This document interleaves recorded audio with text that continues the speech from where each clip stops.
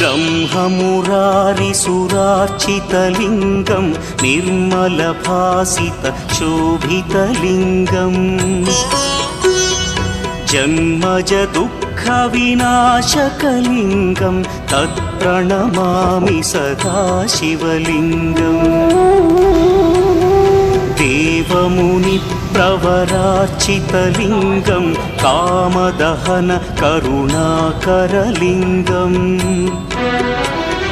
रावणदर्पविनाशकलिङ्गं तत्प्रणमामि सदा शिवलिङ्गम्